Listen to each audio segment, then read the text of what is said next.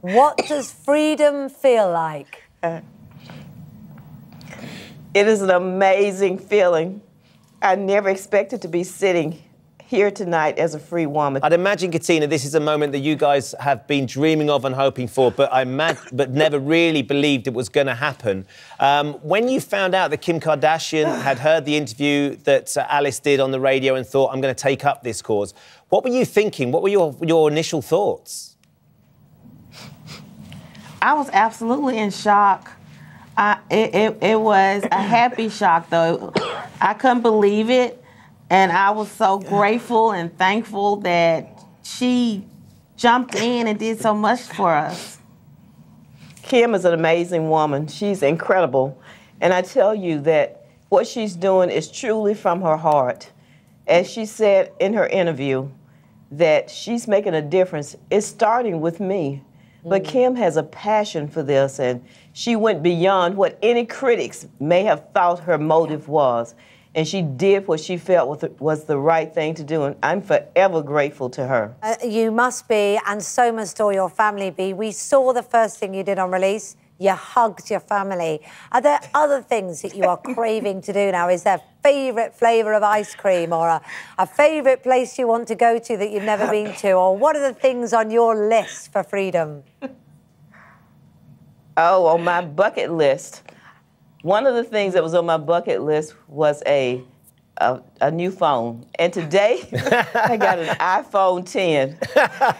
That was a wonderful, happy moment. I'm still trying to figure out how to operate it because when I went to prison, there was no such thing as the internet. So it's been like Rip Van Winkle arising from a long sleep. It is fantastic to see you all, and it's great to meet you, especially after we'd been talking about you on the programme. OK. What was that moment like when you touched down and came home? You mean in Gatwick? Yes. Oh, very nice. Different atmosphere. See everything look nice like I used to see it after.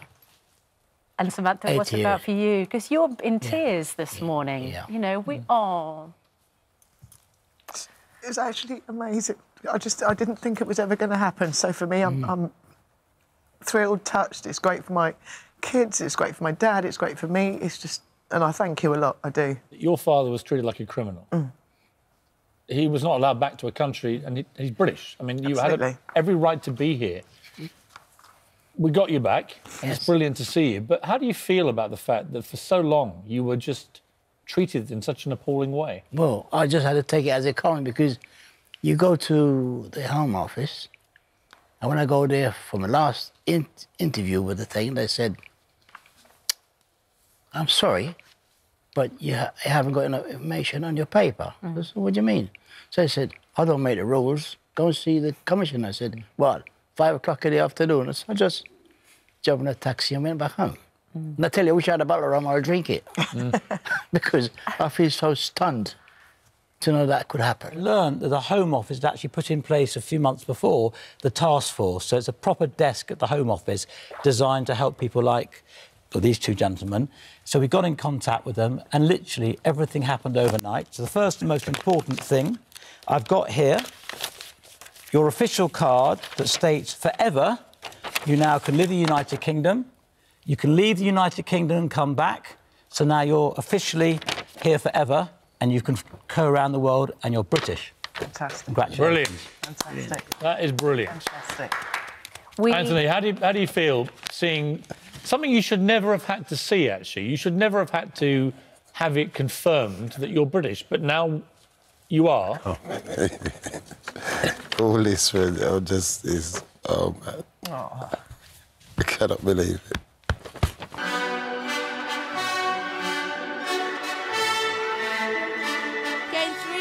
Okay. 2, Bye-bye. 1.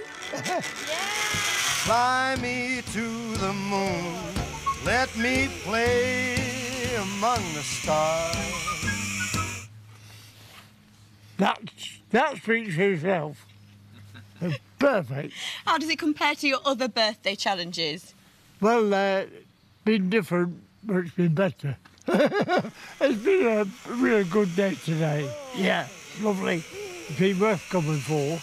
I'm not sure Jane feels the same. How much has he put you through today? God, I'm a nervous wreck. He's absolutely incredible. In fact, I think he's indestructible.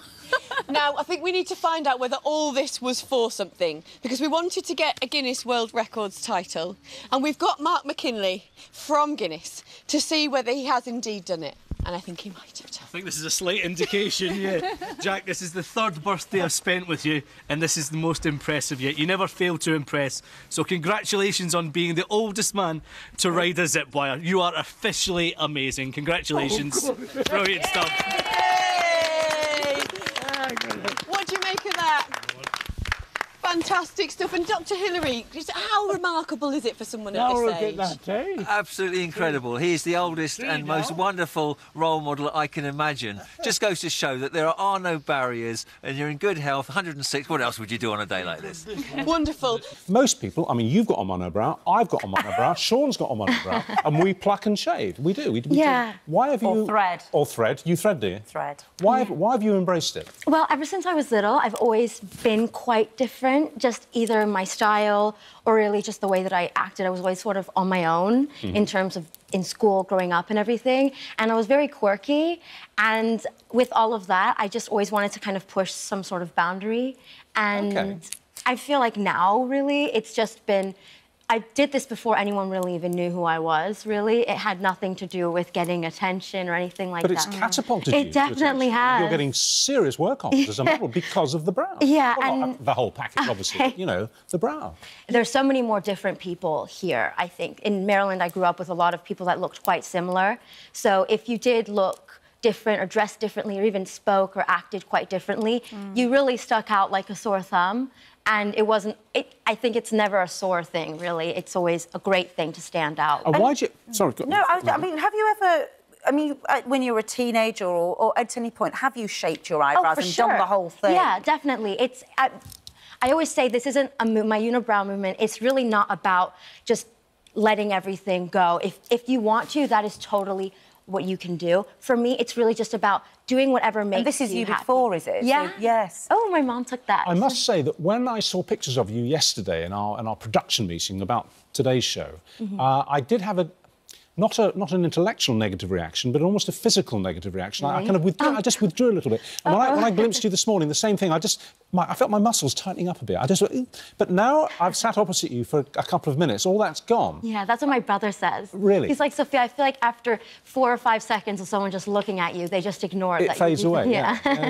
And I just think it has to do with that initial shock factor that people need to sort of get over. And why do you think it's getting you modelling work? I mean, what all these pictures of you here, these are all professional shots. Yeah, I think it's because a lot of people don't really look the way I do. I'm hoping that more people will, obviously. And it's never fun or it doesn't feel all that great to be playing it safe, I guess, all the time, at least for me.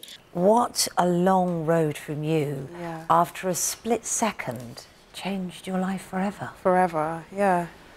How do you feel about what happened now? Because it was around this time of year, wasn't it? It was December the 30th. Yeah. I feel it's mixed emotions.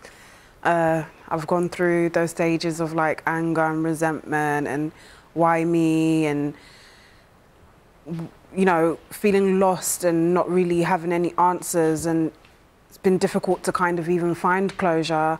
Doing this documentary has helped me, you know, just find closure and just say, do you know what, I have to have the heart to forgive and I owe myself the freedom to be happy. The last 5 years has been unimaginable. It's very isolating. No one understands what you're going through. And having to put on, I think, a brave face and keep marching on is very hard.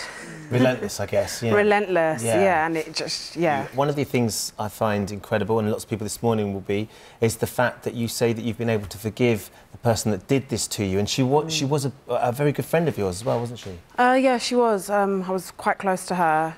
Me being the person I am and knowing what I know and my morals, and as my moral stand is to just forgive and move on, and I just hope that I know the best will come for me, yeah. You had so many physical challenges to deal with. Thankfully, your sight returned. Yes. But obviously the many operations on your face and the skin grafts. What was the most challenging, dealing with that or dealing with your emotions? Everything, because I didn't recognise the world outside or in I was like a stranger in my own life. What, because of people's reactions? People change towards you, people's reactions. I was used to being a pretty girl, going to work, you know, just being young, and my life just changed in a split second, and I was someone that people would stare at in shock, in horror, will have questions, what happened to your face? And then when you answer, it's like, oh, what did you do to the person? It was constant. It, you know, provoked me a lot emotionally, so many different ways. And you look in the mirror, you can't recognize yourself. You don't recognize your life. You don't recognize yourself mentally, emotionally. And on top of that, what do you even explain to people? How do people begin to even understand? And no one has answers for you as to why what's happened has happened to you. You don't have any answers from anyone, so you're trying to figure out a lot of things yourself. And my life just flipped upside down. 20 years old, what do I know about life at 20? Even at 25, you're still learning, you're a developing adult. And you're all of a sudden, you're an acid attack victim and you're a burn survivor. And I left hospital just having to know how to do life. People struggle generally how to do life, let alone as being an acid attack victim at the time and a burn survivor. No, it strikes me that you're incredibly vivacious and you're full of energy and you're staying very positive as you can. Thank you. What do you think the future holds? What are your hopes? I want to, I don't know, be in everybody's faces. I'm, you know, a young woman who has a facial disfigurement, and I feel like that's something we can, as society, talk about. I want to have a makeup line, follow my dreams. That's what you'd plan to be, a makeup artist? Yes, a makeup artist, have my own makeup line one day, my own business. I've always been ambitious, and hopefully me overcoming this shows everyone just how ambitious I am. Yeah, undoubtedly.